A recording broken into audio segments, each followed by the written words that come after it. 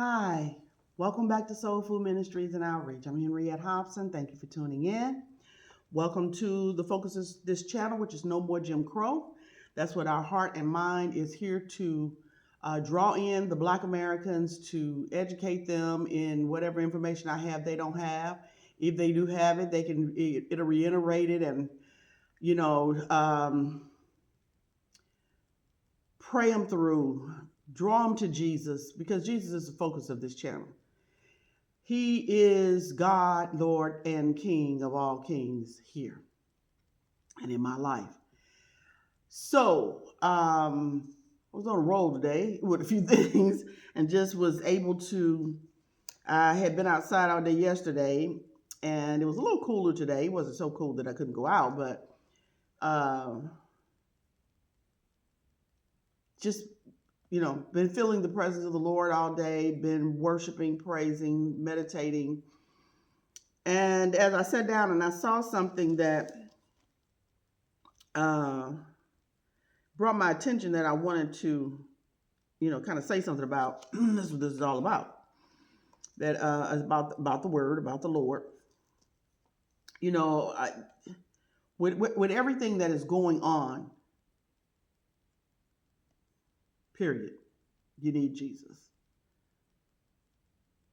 He's the only God, the only really true and living God. All this other stuff is just different cults and religious cults and what have you, that people are claiming to be this person and that person and all of the other things that they do and say. But when you get finished with it, Jesus is the only one that hung on that cross, that was sent by the Father. Okay, the Word wrapped in flesh. He's the heart of God. He's the Father, really, in flesh down here, came down here for us and brought us salvation. Had mercy on us. And no matter who else died, hung on a cross, was slaughtered, whatever happened to them, only that pure blood of Christ is the blood that can wash sins away. That's just the way God ordained it. The Father set it up that way. That's the way it is, and ain't nothing anybody can do to change it. You cannot be a part of it if you don't want to. That's all on you. But when it all, and it will come, just like we said, don't vote for Donald Trump, and you did, and look what you got. In the final wrap up of all this, like he said, when the earth and all prophecies and everything, folds up like a garment and changed, won't be the same, won't be like this again.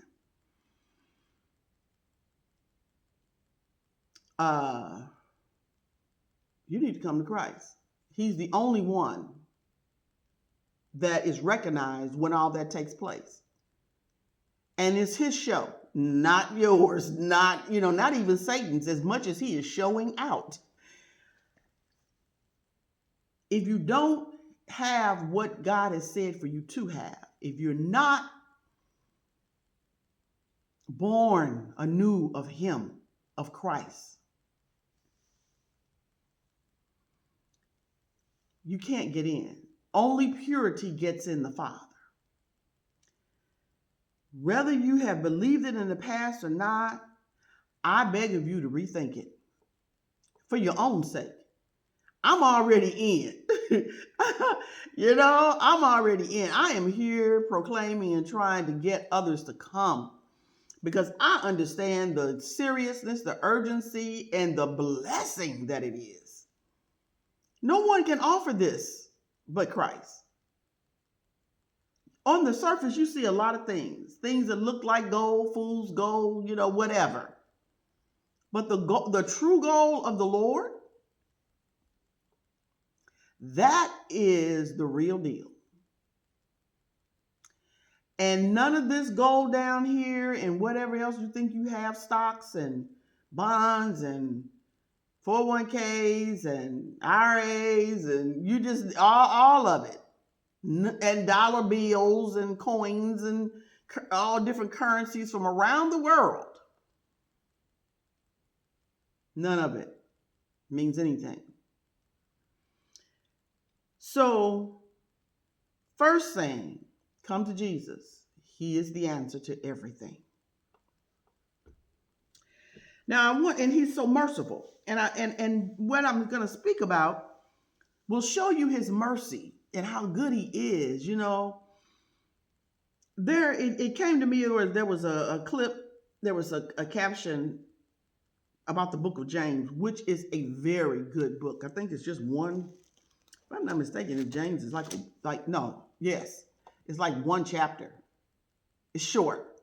Whatever it is, it's short. And James was Jesus's brother by, Mary. Mary had other children after Jesus was born. Joseph couldn't touch her until after Jesus was born. Then, because Jesus was born of the Holy Ghost, so that we could be born of the Holy Ghost. No, people, doctors, whatever, coming along. Well, at a certain time, there's possibility that, no, nobody had touched her. She was just a young girl in her teens. They said like 15 or so, and at that time, that's kind of like the way things were going. Their life expectancy wasn't even all that great at a certain point. Now, I don't know right then, but I know that there, however the reason that's what it was.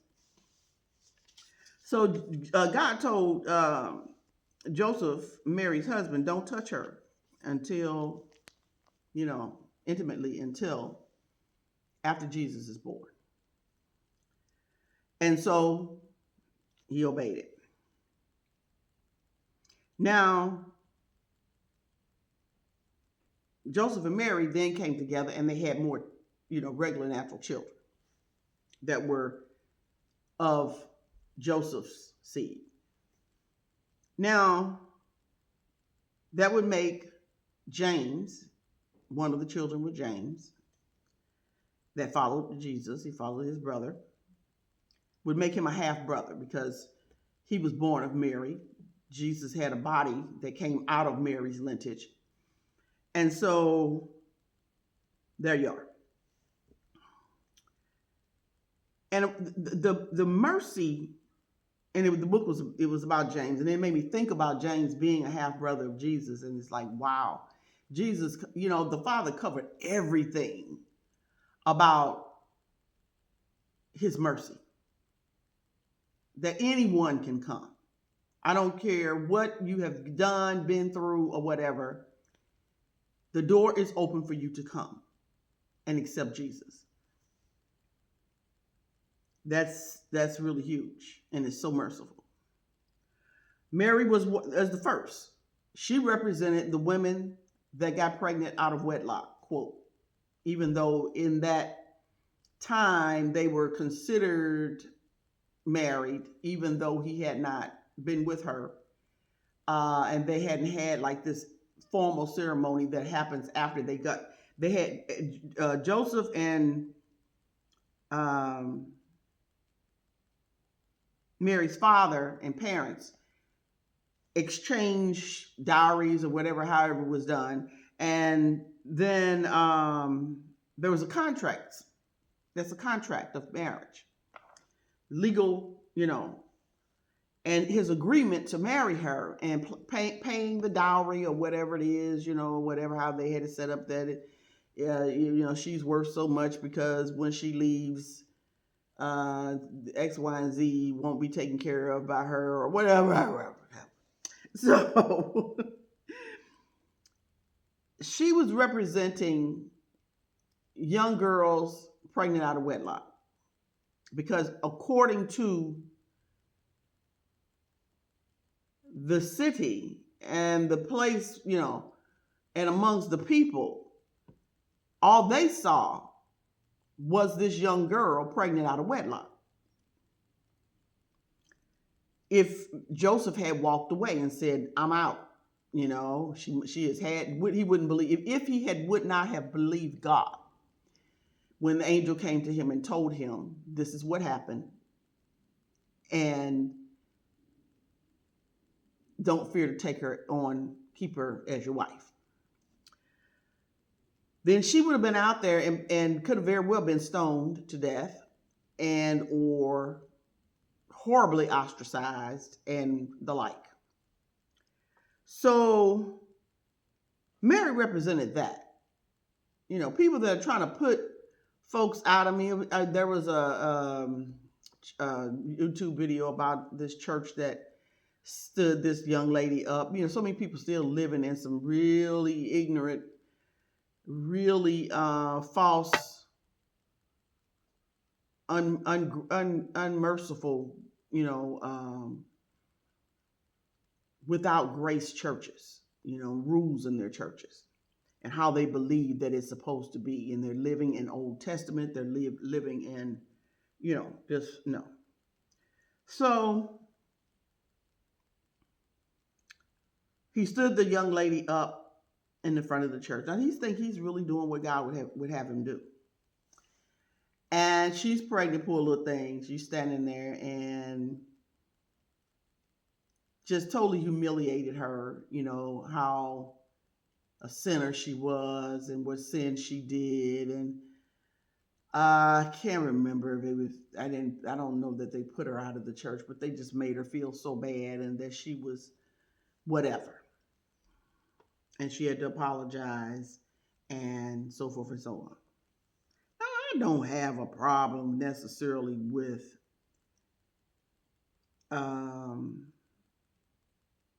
the repentance, because you did your stuff that's out in public now.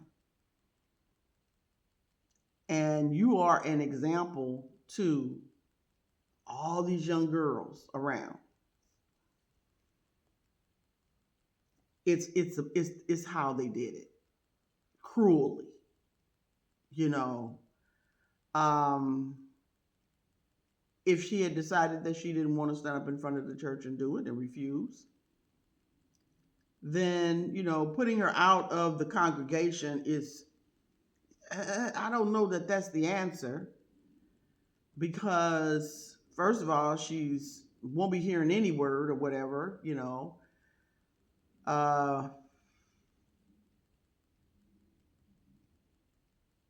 The building and where you all worship at is not the church anyway. She needs some help and some guidance. And what got her in that situation to begin with? Something lacking. A lot of times they don't feel like they've gotten enough attention or been loved enough or something, you know, or somebody took advantage of them, older than them, and got them in that position. They could just have gotten smitten with someone within their age, you know, range, and, you know, this is what happened. So, the baby is not to blame for any of this, and it should be welcomed in with love and care, and all of the saints in that, what they call saints of the church, all the people in that church need to embrace that girl, help her, you know, mentor her, be kind, being mean to her and turning your nose up at her and looking down at her and all of that stuff. That does not, matter of fact, it can drive her straight back into the arms of whoever it was. And, you know, knit, crochet, whatever you do, go out and buy that baby some clothes and make sure she's taken care of. Each one of you grown people, you know, that's worthy of being trusted with a baby, you know, take the baby and babysit for her while she goes to class and get herself back on track and help her through life, you know. This is the way Jesus did it. He did that. That brings you to Mary. Now, somebody said, I don't know if it was Mary from Magdalene or what, but she, well, I'll just say the woman caught in adultery that they threw up before Jesus, and all the adulterers that were back there, the men that were using her, threw her out there in front of Jesus. Oh my God, to my people being so cruel. Men treated women so horribly before there were laws and things that changed to stop them. It's that mindset like Donald Trump has, about women. And so, they knew Jesus was there and what Jesus was about. So let's see what he's going to do. So they took her like she was just a piece of trash, threw her out there in front of him, probably skin up her knees and everything on the pavement, on the rocks and stones that the road was made of. And wherever he was, I can't remember right now exactly where he was at the time, and like, what about her? We caught her in adultery. Now, one of them was sleeping with her. And they were manipulating and making these young girls sleep with them, raping some of them, and the whole nine, all of that. So it's like, so what you gonna do about that, Jesus? What you gonna do about her? She's supposed to be stoned for what she did. That's what the law says. Now, Jesus hadn't come and resurrected yet and ascended yet and taken care of all that. So the law was still in play. And Jesus, he looked at them and looked at her, and she's, I'm sure, crying her little eyes out. And he looked at them, and I'm sure in quite disgust at his heart and mind, and saying, and he said, whichever of you that have no sins, cast the first stone. Then they said he wrote something down in the dirt or the sand.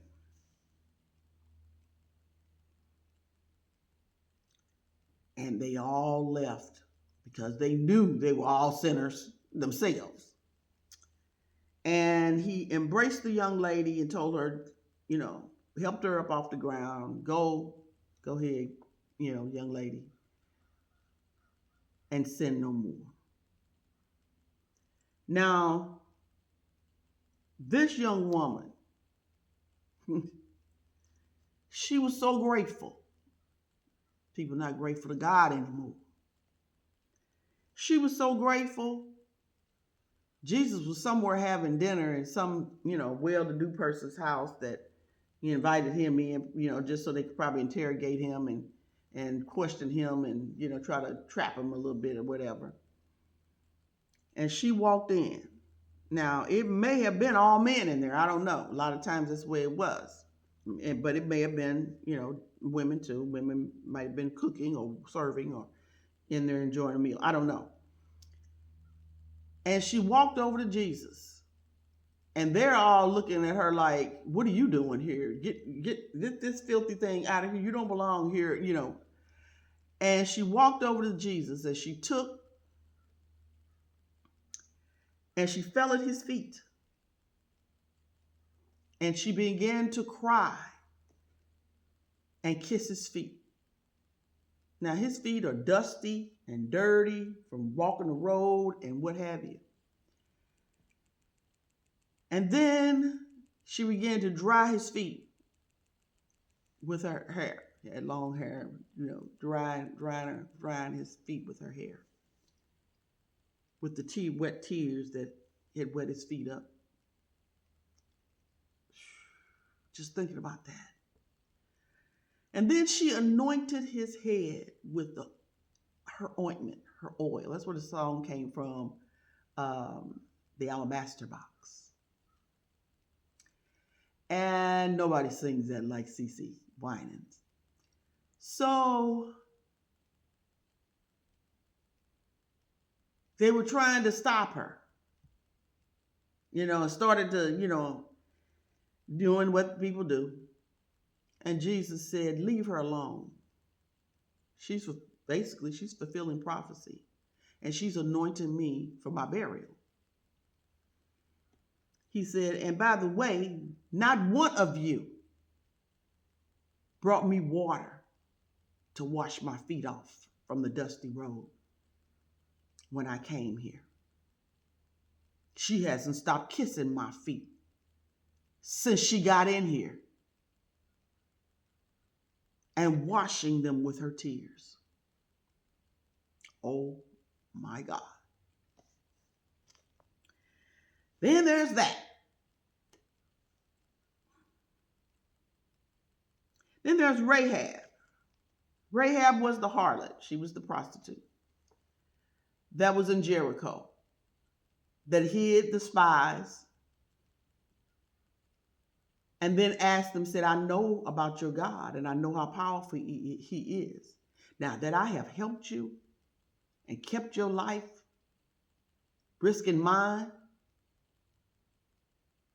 I want you to remember me when you come to tear this city up, because I know you're going to do it. I heard about God, what he's going to do. She said, I want you to save me and my family. Don't harm us for helping you. Made a deal. They said deal. Paraphrase. And they said, now you take a red cord and you put it in that window. And we're going to tell our soldiers and all of our people that go out, don't touch that house or anybody of that house that's in that house that has that red cord. And that's exactly what happened. Now, she was a prostitute. God had mercy on her. Then there's Ruth. Ruth, she was a priestess, a Satan worshiper. She was of the party or administration, or what is the word I'm looking for? A harem, or what, I forget what the word is I'm looking for. Of the cult following that they sacrifice humans. And I know babies for sure. I'm not sure about, when they sacrifice adults, if they did.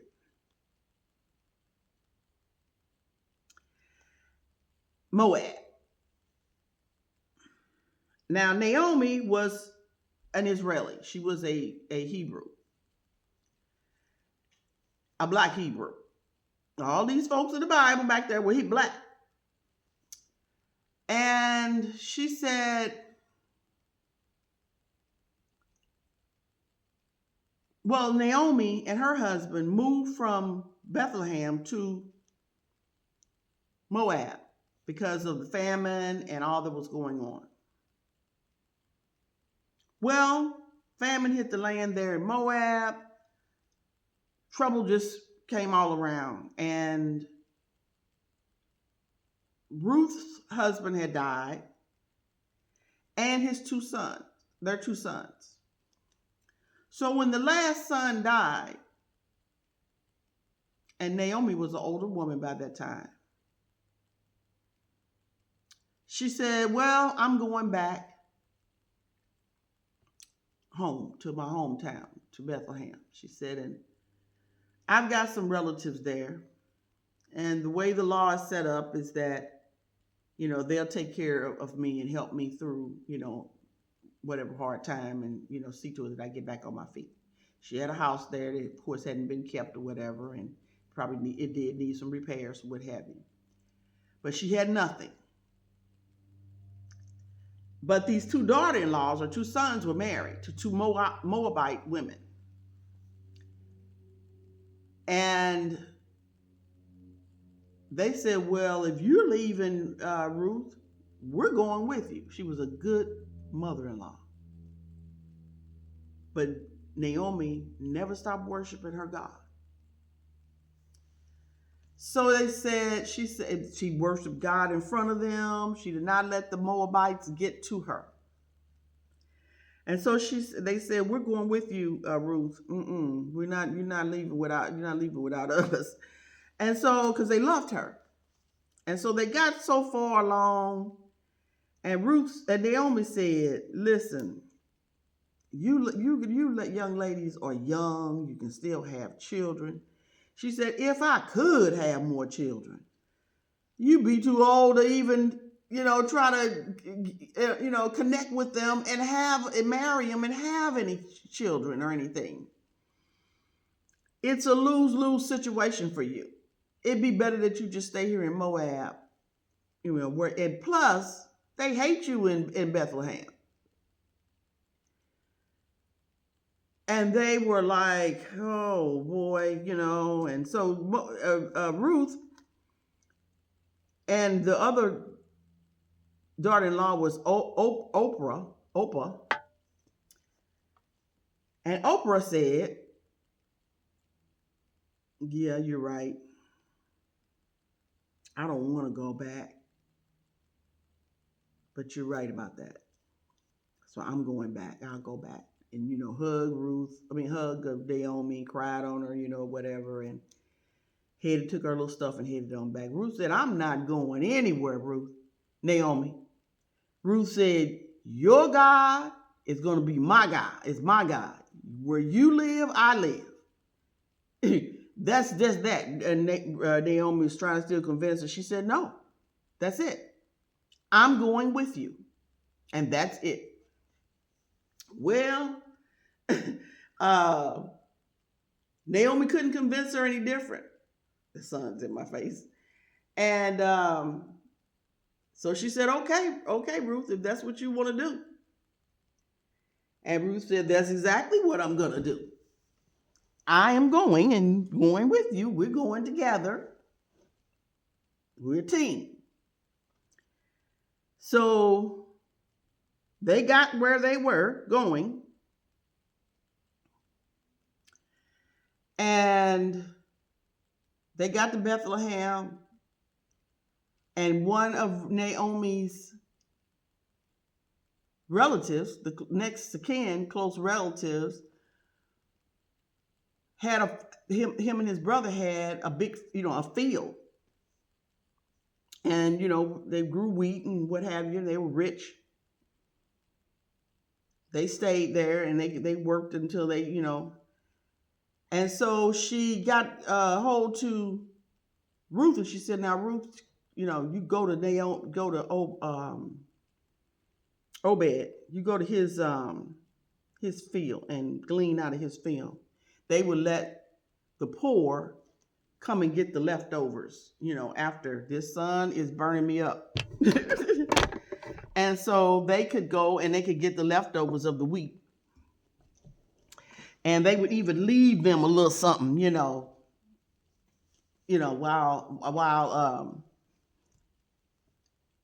after they, were working in the fields, harvesting. And this was standard. This is what they did. So I want to get to the last person that I got written down here because the story is getting kind of long and this is winding up.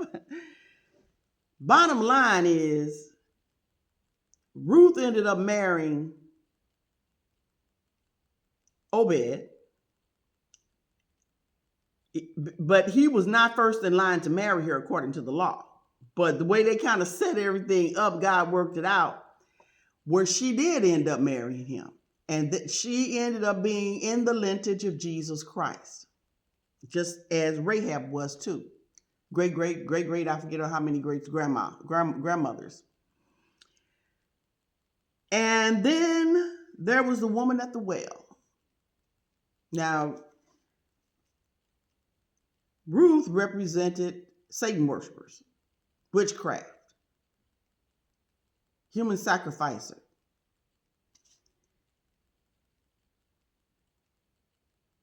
Now, the woman at the well, she was unmarried, shacking up, and had, whoremongering and committing adultery and all, whoever knows what, all else. And she was even not even Jesus wasn't even supposed to go. Well, he was supposed to go, but according to the law, the Jews they would walk a long distance all the way around Samaria because they were like, quote, half-breeds, of Jew and I forget what it was. So they weren't living and weren't considered pure, which was a bunch of crap. Anyway, Jesus made that clear, right? Where he said, I must go to Samaria. And they're like, oh, where you going? No, we don't go there. He said, no, I have to go there. So he went, and he was tired. And so they had been on the road for a long time. And so they were all hungry and had been walking a long time. And so he said, they got to a well, and he sat down there at the well. And he said, you all go on and get us something to eat, and I'll stay here until you get back. Well, the woman came to the well to draw some water. And then Jesus began to tell her about him and why he was here. And she was telling him, but we're looking for the Messiah. We're looking for him to come. I'm the one. You drink of me, you'll never thirst again.